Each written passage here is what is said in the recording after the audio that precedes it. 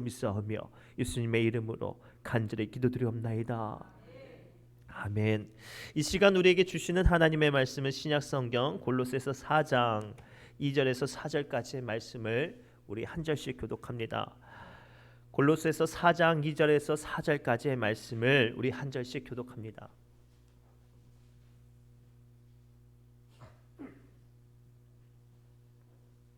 골로새서 4장 2절에서 4절까지 말씀입니다. 제가 먼저 읽습니다. 4장 2절입니다. 기도를 계속하고 기도에 감사함으로 깨어 있으라.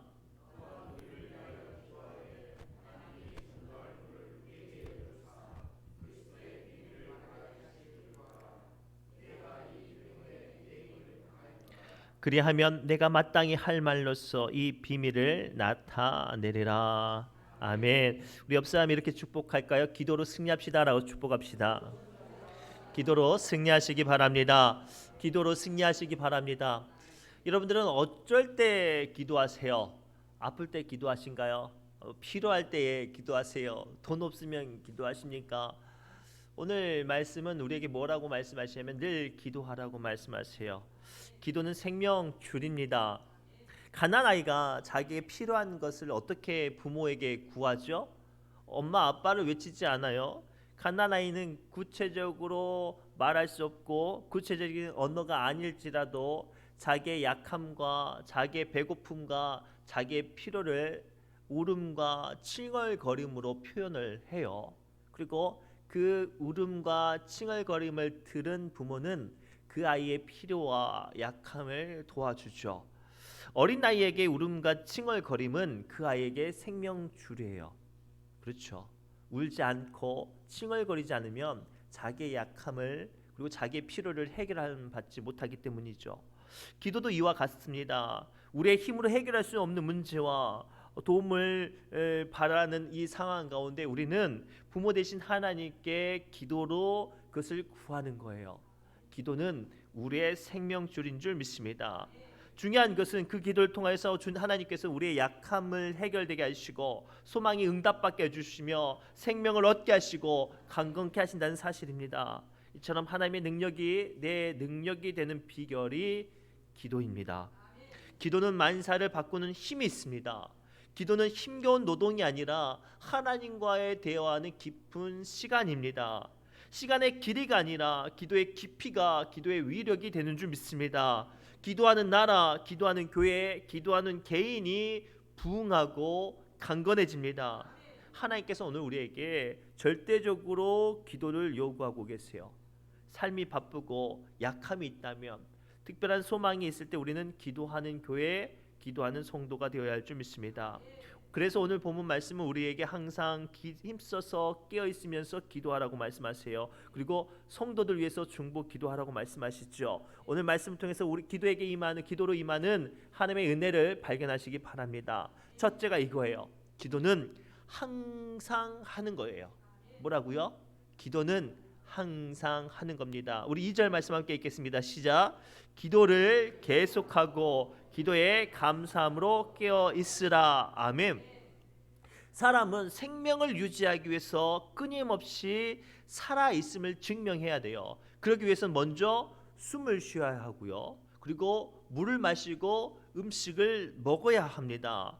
더 나아가 그 삶을 영위하기 위해서 어떻게 해야 되냐면 끊임없이 움직여야 해요. 그거 아세요?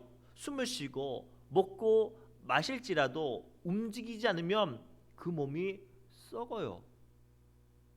마찬가지로 우리가 영적으로 믿음이 살아있기 위해서는 하나님의 은혜로 살기 위해서는 숨 쉬듯 기도해야 하며 먹고 마시듯 기도하며 기도로서 기도가 나의 삶의 행동이 되어질 수 있도록 우리는 항상 기도해야 되는 줄 믿습니다. 그래야 그 사람이 영적으로 믿음으로 살아있는 사람입니다. 한마디로 정리하면 영적으로 살아있기 위해서는 우리는 항상 기도해야 합니다. 그래서 성경은 쉬지 말고 기도하라고 말씀하세요. 예수님께서도 새벽 미명에 기도하고 밤이 새도록 기도하고 때는 때를 따라서 기도하셨다고 말씀하세요. 하나님의 종 모세는 자기의 삶 가운데 힘들고 어려운 순간마다 하나님께 기도로 그 문제를 해결함 받았습니다. 사도 바울은 다른 곳에서 모든 어떤 그 작은 공격과 신앙의 어려움을 만날 때 그때마다 하나님께 간절히 기도하며 주님의 능력으로 그 문제를 이겼어요. 오늘 우리는 예수님처럼 모세처럼 사도 바울처럼 기도해야 합니다. 기도의 예화하면 가장 많이 등장하는 이 조지 뮬러라는 인물이 있습니다. 이 사람은 뭐 기도의 아버지라고 평가되는 인물인데 뭐라고 평소에 말하냐면 하나님의 일을 하는데 1시간 기도하고 4시간 일하는 것이 기도하지 않고 5시간 일하는 것보다 더 큰 일을 할 수 있다고 말했던 사람이에요. 평생 동안 5만 번 기도의 응답을 받았고 5천 번의 기도가 그 즉시 그날에 응답받았다고 간증했던 인물이었어요. 1835년 11월 30일 이 조지 뮬러 이분이 쓴 일기예요. 어제 아침에 너무나도 돈이 필요해서 하나님께 진심으로 기도했습니다. 하나님 10만 달러만 주십시오. 큰 돈이었어요. 그런데 놀랍게도 그날 저녁에 한 부자가 찾아와서 10만 달러를 파운드를 하면서 하나님께서 이 고아원에게 하나님께서 감동을 주셔서 기부하라고 하셔서 제가 이 큰 돈이지만 기부를 합니다라고 드리고 갔대요. 그러면서 뭐라고 응답하시냐면 하나님께서는 우리의 기도로 응답하시는 분이라고 언급하고 있습니다. 겟세마네 동산에서 밤새워 수고하고 애쓰고 핏방울처럼 기도하셨던 예수님께서 제자들에게 뭐라고 말씀하셨냐면 시험에 들지 않게 깨어있어 기도하라고 말씀하셨어요. 이 예수님의 말씀을 다시 한번 우리가 바꿔 들으면 기도하면 시험을 이기고 기도하지 않으면 시험에 빠질 수밖에 없다는 말로 우리에게 들려져야 해요. 우리는 내 믿음 가운데 사단이 공격해서 시험을 빠지는 게 아니라 기도하지 않아서 사단의 공격에 쉽게 넘어지고 아파하고 시험에 빠져지는 거죠. 그리고 우리는 항상 기도해야 할 줄 믿습니다. 그러면 항상 기도하는 것이 어떤 기도일까요? 그렇죠. 쉬지 않고 그 기도를 통해 나의 믿음을 확인하고 한 걸음 한 걸음 전진하는 거예요. 우리가 운동을 해요. 건강해지기 위해서 운동을 하죠. 근데 재밌는 건 운동을 한 번 한다고 해서 건강해지는 건가요? 건강해지려고 운동을 하면 운동을 끊임없이 계속해야 어때요? 건강해지는 거예요.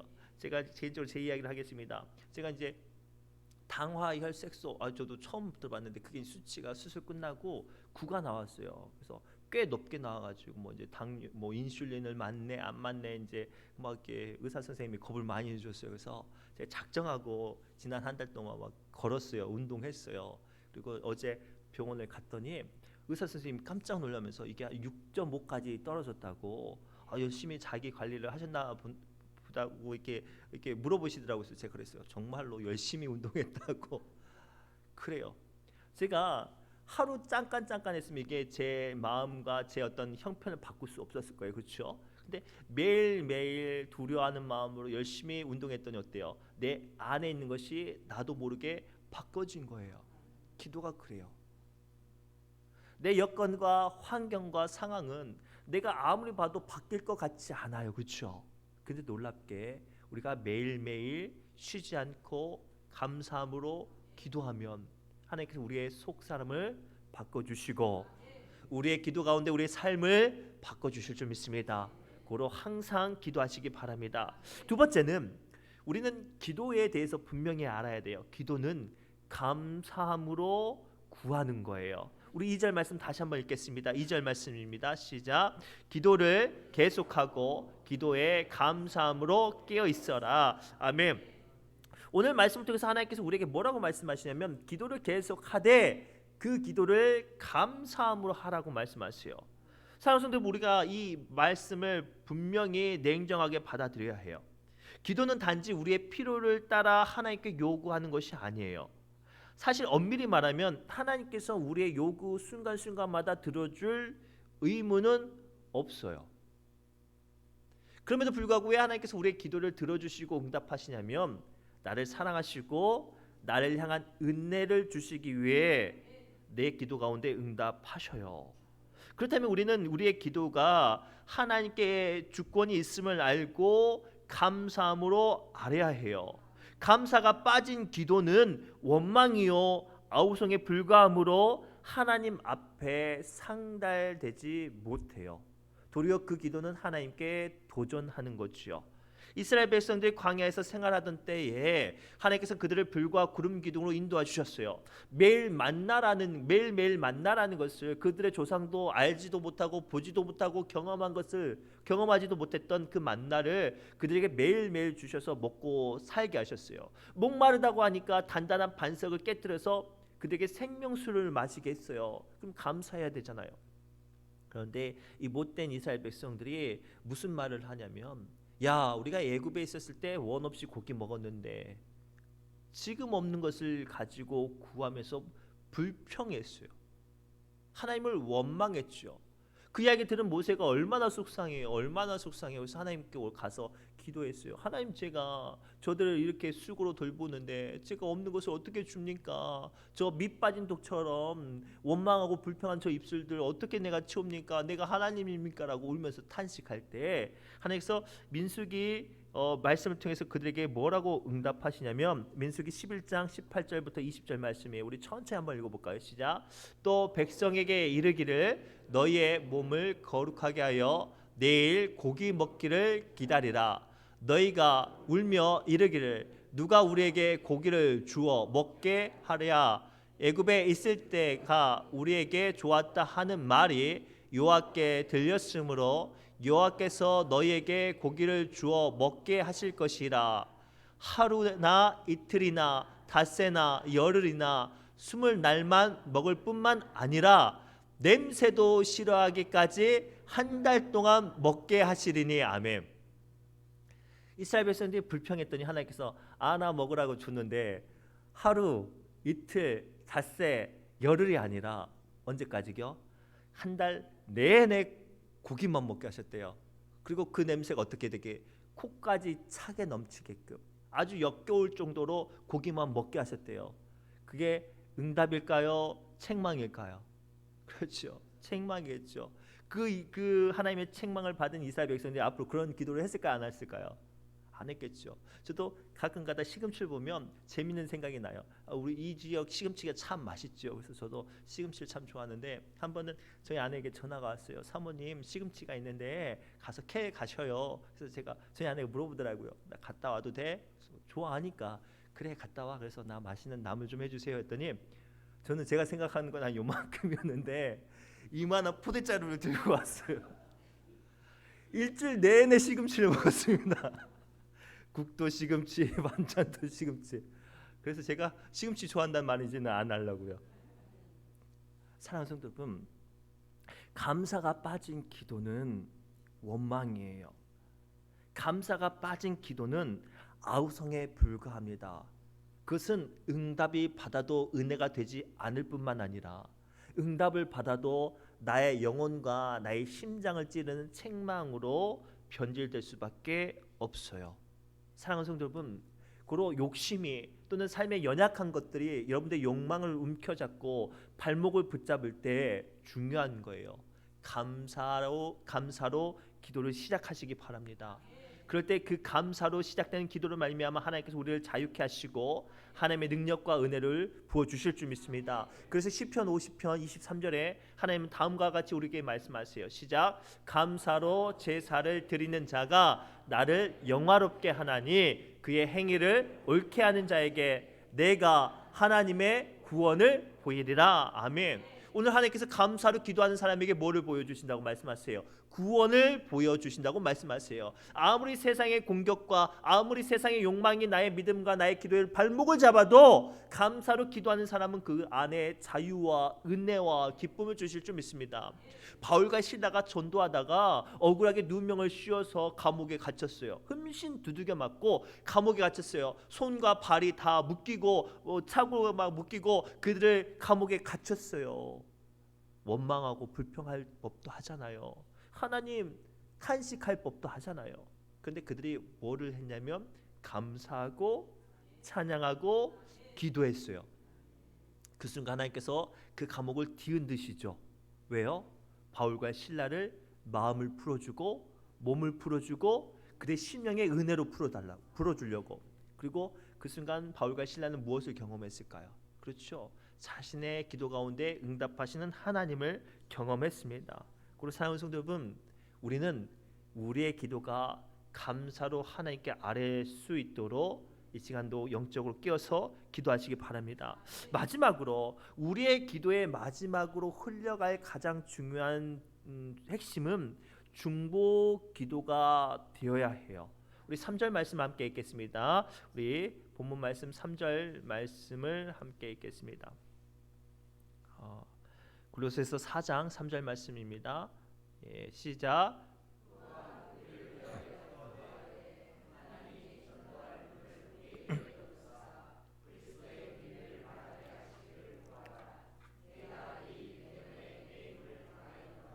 아멘.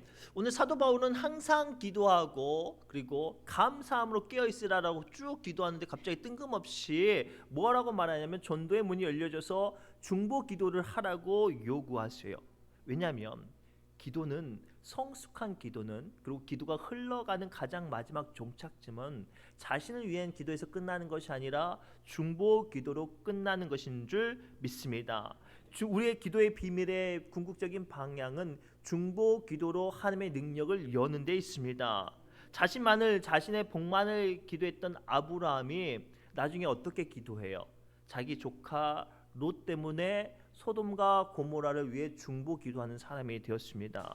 사역을 겨우 감당했던 모세, 그 모세가 나중에 믿음이 자라고 이스라엘 민족을 위해서 중보 기도하는 사람이 되었죠. 놀라운 건 그 두 인물들의 기도로 말미암아 영혼이 살아나고 민족이 살아나고 구원의 역사가 이루어졌다는 거예요. 사랑하는 성도 여러분, 모든 성경에 기록된 모든 기도의 응답 중에 가장 강력한 기도의 응답은 중보 기도에 있었어요. 하나님께서 출애굽한 이스라엘 백성들을 위해서 기도하는 모세의 중보 기도로 홍해 바다를 가르셨고, 자신의 잘못으로 인하여서 이스라엘 백성들이 전염병으로 죽어갈 때 다윗은 하나님께서 요구하신 그 산에 올라가서 민족을 위해서 백성들을 위해서 중보 기도할 때 하나님께서 그 전염병을 멈추게 하셨어요. 예수님께서는 아무것도 없는 들판에서 굶주려가는 5천 명이나 되는 사람들을 위해서 오병이어 떡 5개와 물고기 2마리를 들고 그들을 위해서 중보 기도하셨을 때 하나님께서는 5천 명을 먹이고 12광주리가 남는 은혜를 그곳에서 부어주셨어요.